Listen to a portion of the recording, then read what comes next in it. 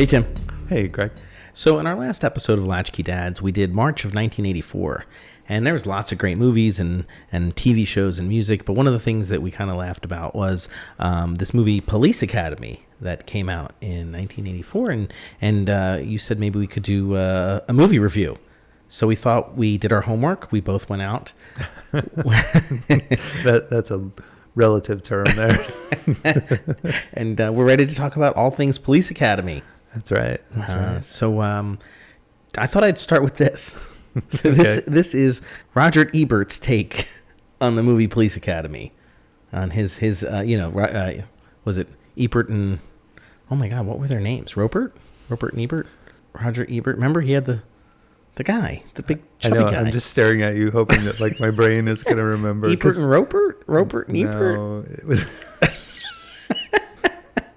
How do we not know this? It's kind of fun to hear you just keep saying the same thing now. All right, until somebody proves me wrong, it's Robert and Ebert. Anyway, Roger Ebert, this was his take on the movie Police Academy. It's so bad. Maybe you should pool your money and draw straws and send one of the guys off to rent it so that in the future, whenever you think you're sitting through a bad comedy, he could shake his head and chuckle tolerantly and explain that you don't know what bad is. I guess scathing seems to be the word that comes to mind. It's funny because I'm hearing all that, but also in the back of my brain, I'm still trying to figure out who Ebert was partnered with, and I can see him, but I cannot think of his name, and it's really bothering me. All right, I'm looking it up. Okay. Roger and Ebert. I actually had that thought too. I was like, was it Roger and Ebert? I'm like, no, that's his first and last name. Roger, all right, Ebert, and I'm having trouble. Oh, Gene Siskel. Siskel and Ebert. Yeah. I would have got there, but it probably would have been like, I don't know, sometime on the weekend, just out of nowhere, I'd yell the word Siskel, and everyone would look at me like I'm crazy, and I'd be like, yeah, you know, I used to review movies. Yeah. So based on that, it makes my comment look so dumb. Roger and Ebert. No, it was Ropert. Ropert. Where did that come from? Like pulling in Three's Company references with Mr. Roper. Well, we did mention it last for Three's Company, you know. Coming. Anyway, let's get back on track, Tim. Okay. Well, I think we were talking about a movie. I think it was Police Academy. From the last episode, we mentioned some of the key actors that were in it, which included Steve Guttenberg, who played the classic Mahoney. Yep. And then there was G.W. Bailey, who played the intolerable Lieutenant Harris. Yeah, jerk. But he played that role quite well. Kim Cattrall, who we mentioned, plays the love interest of one Mahoney. That's right. Then we had Bubba Smith from the Baltimore Colts, the Raiders, and Oilers. Yeah. And this was, I don't know if it was just creative camera work, but there was a scene where he's walking next to Steve Guttenberg. Mm-hmm. And they didn't seem like they were almost the same height. They didn't seem like it was as dramatic as almost all the other scenes where they tried to make him seem so much larger than life. Yeah. And it kind of made me think, and I didn't do the research to find out, but how tall Bubba Smith was relative to Steve Guttenberg. Sure. So, you know, again, maybe we'll report card it. Maybe we won't. We won't, yeah. Well, I got a fun fact. I mean, it's an interesting fact about Bubba Smith. And again, I did not Google it, but I'm pretty sure it's true. Bubba Smith was playing, I think, in Tampa. And as he ran out of bounds, you know those 10-yard markers that they have? Yeah. His foot got caught, and he fell down, and he, like, messed up his knee really bad. Huh. And he lost a lot of time fixing his knee. And I think he even sued the venue, whatever it was, and because of that incident, they have now they pop off. Huh. Yeah. When there's somebody like hits it, it like detaches. Yeah. Not that dissimilar from in hockey. It used to be that the goalposts were fixed. That's right. And then they made it that there's I think it's a magnetic pin that sort of holds it in place, but as soon as it gets nudged, not even hit very hard, it dislodges and can slide freely. I think for the same reason that, guys were getting pretty seriously hurt when they would hit it. So makes sense. Yeah. And I think he suffered from CTE, which was bad. You know, a lot of it's a big topic in the NFL now with the chronic traumatic encephalopathy. Yeah. But and then you know, in addition, there was Michael Winslow, who we mentioned in the last episode too. Yeah. His ability to create a gun sound, or you know, whatever. Like it was pretty so amazing. Cool. Yeah, it was so cool. It was R-rated. That makes sense. In rewatching it, there was enough scenes in it that it's actually surprising to me that it was R, because there was a lot of movies that had some similar scenes in them that were PG-13, if I'm not mistaken. It wasn't as dirty as I had remembered it. I thought it was going to be a little more raunchy. Yeah. There was definitely one scene in particular that was not for our viewers, but that I was like, oh yeah. But other than that, it wasn't like profanity filled and whatever. But maybe we're desensitized now. Yeah, I also think there's it's like a count. Like if you go past this number of references or this many scenes with explicit content or whatever, then it gets the next level up. Yeah, but I don't know. Possibly. It was a pretty short shoot. It was only shot over 45 days on a pretty small budget of $4.5 million, and did pretty well in the box office. It grossed $81 million. Wow. Which was the sixth highest grossing film of 1984. And considering some of the movies that were released in 1984, that's saying something. Yeah. $81 million. Yeah. And considering the review that not Siskel, but Ebert gave it, I think it was a surprise hit. That it was. They didn't expect it. Yeah, definitely. Yeah, it went on. Not only did it gross in its first movie $81 million, but it spawned 8 sequels. Yeah, which is pretty wild. And I think, if I'm not mistaken, the last version, wasn't it Key and Peele who did that? Yes. Yeah, I heard that. I didn't see it or anything. But yeah, I didn't either. It was shot in Toronto, in Canada. Okay. And I think the location that was sort of the grounds for the academy is actually a police academy in an actual in Toronto. Oh, okay. Yeah. So it's kind of cool. That would make sense. Yeah. You remember, of course, Hooks, the tiny the cop who had the voice, the mousy voice. Mm-hmm. That was actually inspired by Michael Jackson. Actress Marion Ramsey developed that unique voice after she happened to meet him. So that's kind of funny. That is. I wonder if she had met Mike Tyson as well. So sort of marry those two together. Mike Tyson. No. This is Mike Tyson. Actually, his voice imitates Marion Ramsey's, and that's how that came out. Whisper down the lane. Yeah. I thought this was pretty wild. That when you think of Steve Guttenberg, obviously being in Police Academy is one of the first things you think of. Maybe Three Men and a Baby might be another one. Sure. But beyond that, I don't have too many other movies that I think of when I think of Steve Guttenberg. Yeah. And conversely, the other actors who were positioned to maybe get the role who didn't included Bruce Willis, Michael Keaton, Tom Hanks, and Judge Reinhold. And we think of the careers, Judge Reinhold maybe being the exception there. Yeah. But the careers that the other three had they gotten this role, would they be the Steve Guttenberg who had like 2 or 3 movies that people really remember, and then Bruce Willis would have went on to or Steve Guttenberg would have went on to have Bruce Willis's career. Well, only Judge got to be on Seinfeld. That's true. So, that's very true. Wasn't he the close talker? Yeah. Well, that's amazing that there was that many future A-listers that could have been Mahoney. That's right. Yeah. So, real quick side note on Judge Reinhold. Did you see the new Beverly Hills Cop? I did not. Yeah, I just watched it, and he's starting to look a little bit like Mickey Rourke. Oh, really? Like he's got it seems like a lot of face injections and just puffy in places. Yeah. Well, that's not good. Eddie was the one in the movie who looked pretty good still, but all the supporting cast, it looked really old. Did Bronson Pinchot? Yeah, he did. He did, right? Yeah. He came back. It was okay. It seemed like he was trying to do the same bit. Yeah. But just being in a much older version of himself, it just, I don't know. I didn't. Oh, that's a shame. It wasn't the best movie. In my review, yeah, it was not the best. But we're doing a movie review in a movie review, folks. So out of 4 stars, what was it called, by the way? The Next 48 Hours? No. It was Beverly Hills Cop. Axel something, right? Oh, yeah, Axel F. That's right. Okay. Yeah. So how many stars out of 4? 2. Yeah. Maybe. Wow. Yeah, it was not great. Okay. So that's our inception part of this episode, where we've planted the idea of a movie review within another movie review. And now we're back to the original movie review. Well, I also want to go back to our last episode where we talked at the end how all 80s things are now going to become cyclical. So in another 15 to 20 years, there'll be a third or fourth? Isn't there? Yeah, a fourth one. I don't know. Yeah. Eddie Murphy will be, 106 years old, but he'll still look fantastic. Yeah. He's got the fountain of youth somewhere. Next up was Larvell Jones wasn't in the first draft of the script.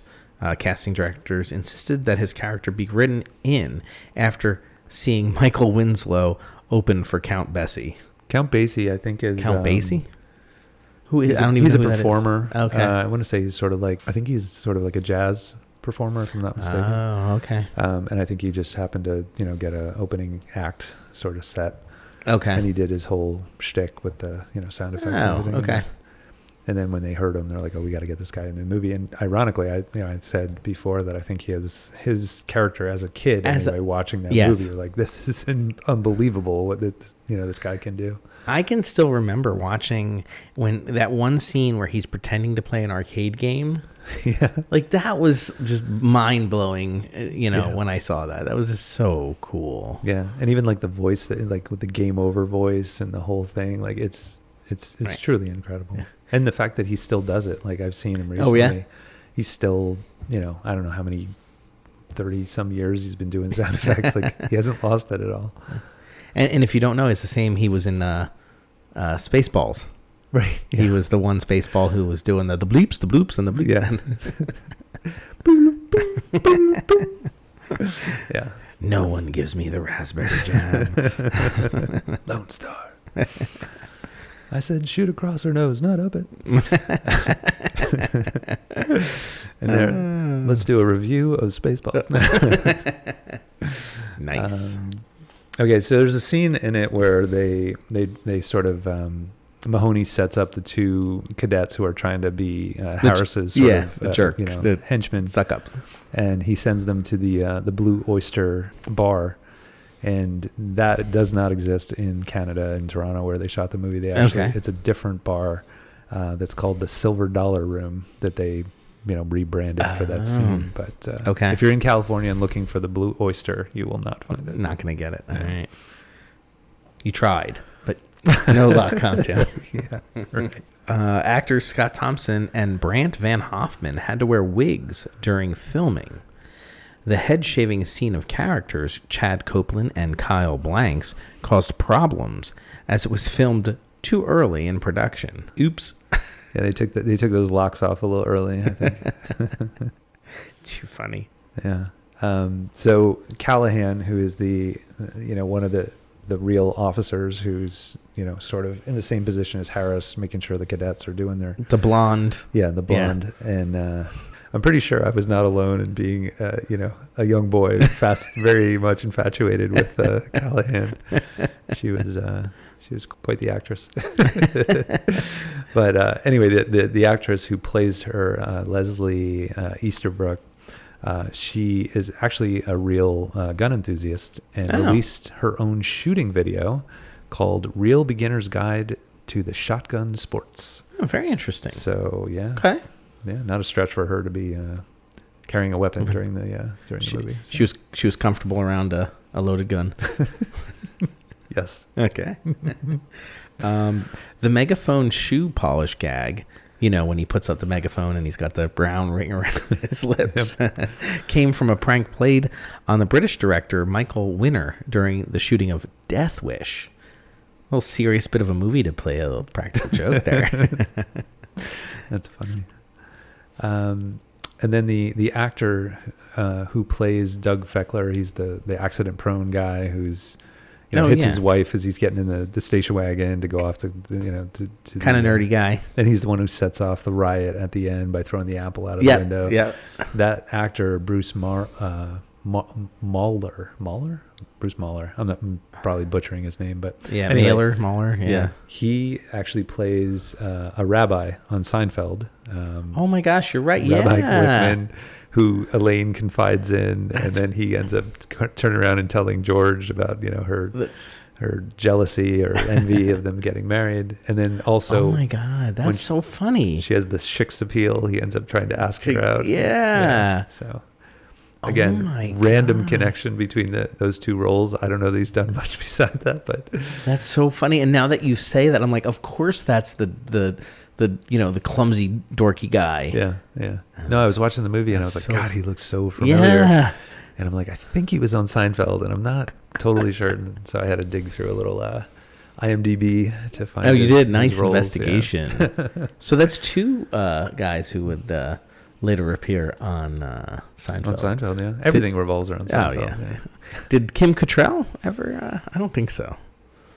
That's an excellent question. Yeah. It's very possible. But I can't think of an episode specifically that I remember her being in. But yeah. I don't know. You know, not to go on a side tangent, but, you know, I started watching House again. Yeah. I love that show, House MD. And there's the administrator, Cuddy. Mm-hmm. And so I've been watching that, so I'm familiar with it. And then I'm watching an episode of Seinfeld, and I'm like, the one girlfriend of George's is Cuddy. Yep, I remember that. Oh, so you did know that. Okay. Yeah. I was like, oh my gosh. And I never would have figured it out if I hadn't been, you know, watching it. It's kind of weird. Yeah, it's funny. Even there's the actress, she's doing all these, I think it's Capital One commercials, and she was Stifler's mom in... oh, yes. I'm drawing a blank on she's in that same episode. She is a girlfriend as well, yeah. And she can't stand George. She's just like... Yeah. But she's in a really good TV show on HBO. The Grand... It's about not the Grand Budapest, but I'll find out. I'll definitely, because it's a really good... it's a short series, like I think 6 episodes. They've had 2 come out, and the third one's coming out. I wish I could remember the name of it, but it's pretty good. It's about an exotic chain of hotels, and the first season takes place at one, and then the next season takes place at another. So I don't know where the third location's going to be. It's pretty good. It's like a murder. It's kind of like a murder mystery too. It's good. Very cool. Good stuff. There was an animated TV show called Police Academy, the animated series. And I think, if I'm not mistaken, Michael Winslow is the only actor who was involved in everything. I think I did see that. I think excluding rather the animated series. I think that's the only thing that he didn't do, but all the live action stuff he was the only one who was a part of all. Which is very interesting, you know, because you would think he would do voice stuff. Yeah. You know? And I'm probably wrong, but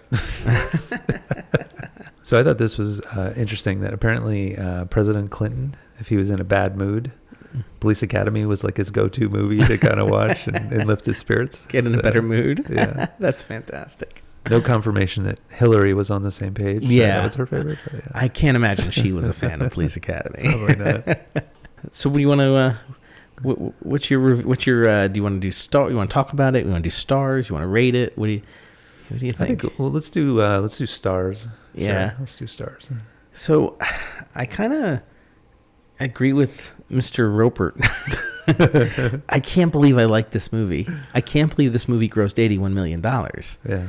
And looking back on it, I was like, it's mid at best. Yeah. And it was there's some nostalgia to it. Don't get me wrong. And there was a couple of funny scenes here and there, but I was very disappointed, Tim. Yeah. Well, it was funny too, because I was trying to watch it before we did this, and I was watching it in pieces. And there was a point where I turned it on like for the 4th time as I'm like watching bits of it, and I'm like, where is this really going? I mean, I know where it's going, but I'm like, it's very much like, here's a scene of them doing something. Then they go back to the dorms and something happens there. It could have been they could have spliced it in any. Yeah. And it was very kind of random. And I guess not unlike some of the movies like Animal House and some of the, like, they were trying to intersperse these like silly scenes, comedic against the idea of them slowly going from, just citizens to gaining a little bit of proficiency to at the end actually do some cop, related activities. But yeah, it was not great. I'm agreeing with you. And the fact that they made 8 sequels based on this, I'm like, was there nothing funny happening in 1984? Or are we just we've had so much good comedy since then that we're spoiled? Because this really is not very good. I'm glad I didn't watch it. Don't watch this with your kids. Like, but it's not even like funny, raunchy humor. Like, I don't know, like Hangover. Like, you know what I mean? Like, it's just like. Just topless for the sake of being topless Yeah. kind of stuff, and a bunch of times. It's not like the random one scene in like a, Pretty in Pink. Yeah. Yeah. But yeah, I don't know. If we're going to do 5 stars, I'll give it 2.5. Just to, Wow. Oh, 5 stars. So we're going to do this out of 5? Sure. Because we did 4 the last time, so let's change it up. Okay. Yeah. Well, I'm probably going to give it like 1.5. Okay. And that like one out of that 1.5 stars goes to Michael Winslow. Well, my 2.5 go exclusively to Michael. Even though I really did like Bubba Smith's character too. Yeah. Yeah. No, I mean, there were like little moments in it that were entertaining. Yeah. I mean, even like Mahoney's, like there are some sort of classic pop culture sort of references that come out of the movie. Mm-hmm. Don't move, dirtbag. And like even the silly scene where he's, at the very beginning before he gets into the academy and he's working at the car lot. Yeah. And he does some sort of like carnival style, like flip the car on 2 wheels and crash. Like, I know as a kid, I was entertained by that. I thought it was great, right? Yeah, but now I'm like, okay, he just wrecked a Firebird for no reason. And 2 other innocent people's cars. The insurance problems with this alone, it's going to skyrocket. Oh, that's so funny. Yeah, you're a dad when you start thinking about the impact on insurance. Yeah. So no, not good. Yeah. Don't meet your heroes, kids, because you're going to be disappointed every time. Words of wisdom, Lloyd. Words of wisdom. All right, so with that, we'll end with our D&D phrase of the week. Yeah, let's do it. All right, so let me think. I was not prepared for this. Do you have a D&D phrase for the week? Let me think. So our D&D phrase of the week, while we think of one, is a D&D phrase from, it's a phrase from the Dungeons and Dragons game. And so we'll say one of these during an episode, and the first person to contact us with that phrase is going to win this really amazing keychain. Yes, it's very true. Yeah. And little tangent about D&D while Greg is thinking of an answer to this important piece of information. I recently went to get some stamps and found that right now the U.S. Postal Service, which I thought was interesting with all the fear that stemmed from D&D back in the day when we were kids about it being a satanic thing that kids were getting involved in, and now that forward to where we are today as adults, and they are now being placed on stamps by the U.S. government. How and crazy. Quite cool. I thought they were pretty neat. That's crazy. Yeah. Monsters and Mazes with Tom Hanks. There we go. Explored that idea. So I guess the D&D phrase of the week. Well, I'm going to pick one if you don't. I'm going to right now. Are you ready? Yes. It's exciting. Bard.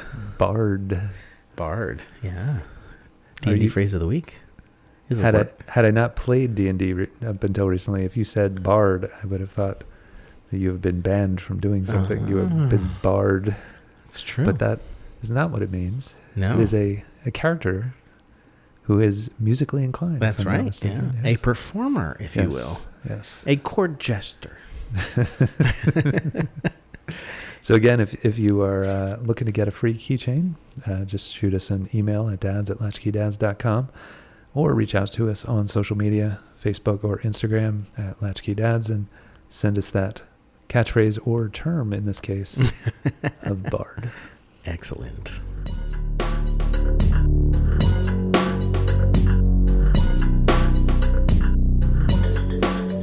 Can't get enough Latch-Key Dad content? Well, check out latchkeydads.com. That's right, Greg. On our website, we've got a plethora of photos from each episode, as well as other interesting links to content that we talk about on the show. Yeah, Tim, I really enjoy all the pictures that you put up there, as they really bring the episode home. Yeah, I guess I'm not afraid to show those embarrassing photos of my childhood. So, yeah, we encourage you to check out the website, latchkeydads.com, for all that content. Excellent. And if you have a moment, check out our shop page where we've got really cool keychains for sale. If you don't know what to get your dad for Christmas, the holidays, Father's Day, birthday, check it out. It's a cool gift.